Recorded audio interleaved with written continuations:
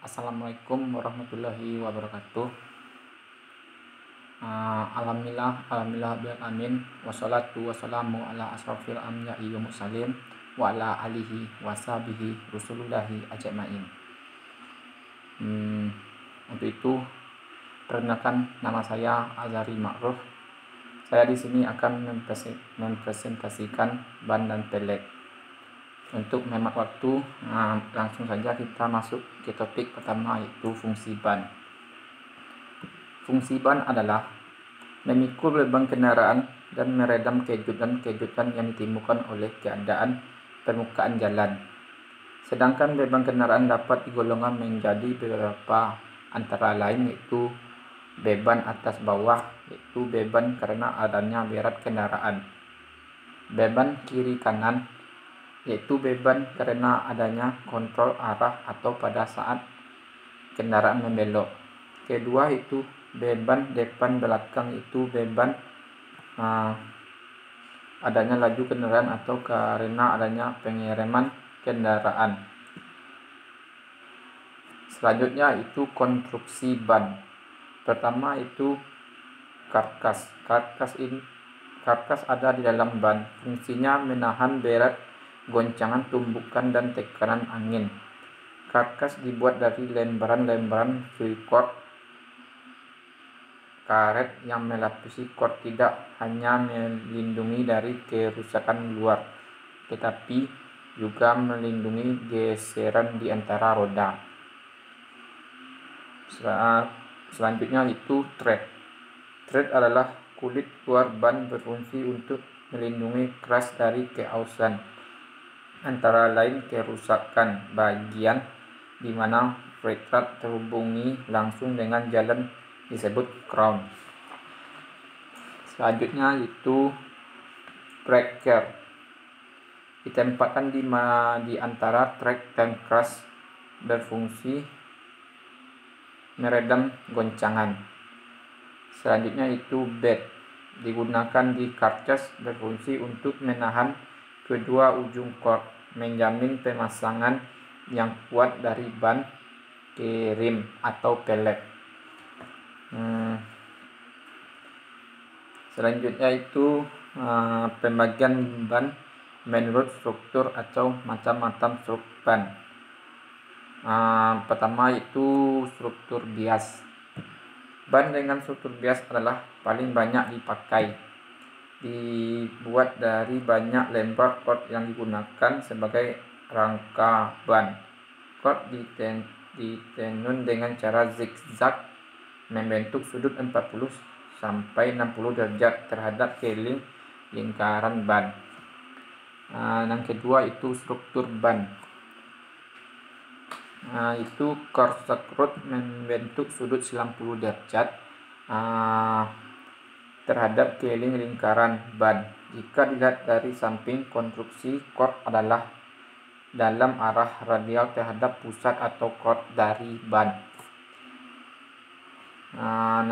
Selanjutnya struktur belted bias.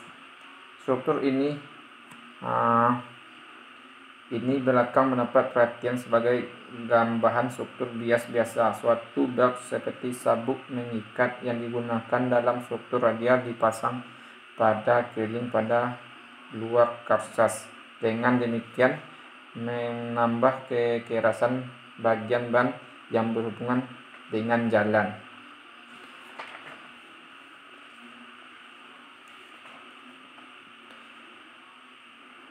Selanjutnya itu saya akan menjelaskan aspek ratio. Aspek ratio adalah perbandingan antara tinggi dengan lebar penampang ban. Dahulu aspek ratio adalah 1,0 atau dalam kurung tinggi sama dengan lebar penampang. Tetapi sekarang sejak ban yang lebih lebar digunakan, aspek ratio bisa mencapai sekitar 0,45 sampai 0,50. Aspek ratio menunjukkan kemauan dan secara bertahap. Play rating atau PRI. Lamber-lamber pre-word dapat dilihat. Hal ini dinyatakan dengan jumlah play. Pekerjaan playwriting digunakan untuk menunjukkan suatu ban dengan beban maksimum yang diizinkan untuk menggunakan spesifikasi ban yang bersangkutan. Jadi PR adalah suatu indeks kekuatan ban dan bukan menyatakan jumlah play yang sebenarnya. Selanjutnya itu batas kecepatan. Batas kecepatan digunakan dalam ukuran ban, misalnya 165 SR 13, 6,45 H 14. Standar Eropa atau ETRTO ditunjukkan dalam tabel di layar ini. Batas kecepatan ini adalah untuk ban mobil sedan. Tabel batas kecepatan maksimum dan menurut ETRTO, satuan kecepatan itu km per jam. Diameter pelek S 150, 60, 175. Itulah ukuran bias. Kalau radialnya itu HR 210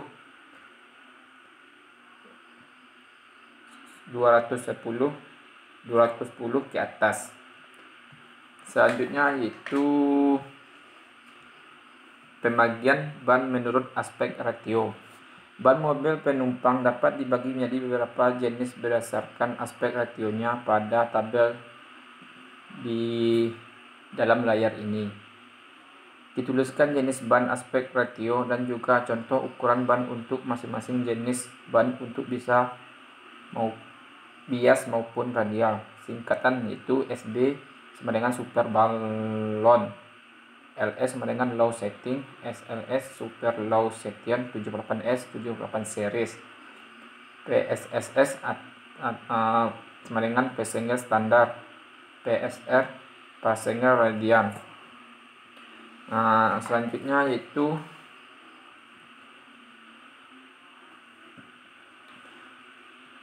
ban dalam pentil dan flat.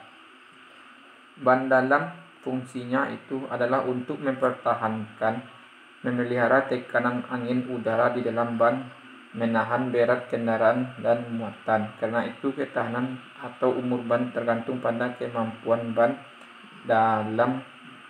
Ban dalam ada yang dibuat dari karet alam dan ada juga perlu disebut dengan karet sintetis, tetapi yang sering terakhir jauh lebih baik dalam hal kecepatan terhadap udara dan ketahanan terhadap panas. Pentil yaitu pentil seperti dilihat dalam layar itu berikut dirancang untuk melekatkan dengan baik pada ban dalam dan mencegah kebocoran udara. Flat harus disiapkan di antara pelek dan ban dalam dengan maksud agar dalam tidak terjepit di antara flat dan bed. Penggunaan flat dan rim bed. Flat digunakan untuk truk dan bias yang memakai flat test rim atau pelek dengan dasar rata. Rim bed digunakan untuk truk kecil yang memakai drop center rim, pelek bagian tengah lebih rentang, tidak rata. Ban dalam fungsinya itu adalah memelihara udara suatu tekanan konstan. Udara di dalam ban menahan berat kendaraan. Di samping itu, ban dalam harus mempunyai karakteristik sebagai berikut. Pertama yaitu untuk ban dalam ukuran dan pentil harus dipilih sehubungan dengan jenis yang digunakan. Kedua itu renggang yang kecil. Ketiga, kebocoran udara yang minimum. Keempat, mempunyai ketahanan yang kuat terhadap tusukan. Kelima yaitu terhadap keausan. Selanjutnya itu struktur ban. Nama tiap bagian ban diperlihatkan, biasanya karet sintetis yang digunakan Di sini mengandung sedikit campuran karet alam. Selanjutnya itu tebal. Peranan utama dari tebal ban adalah untuk melihara kecepatan terhadap udara.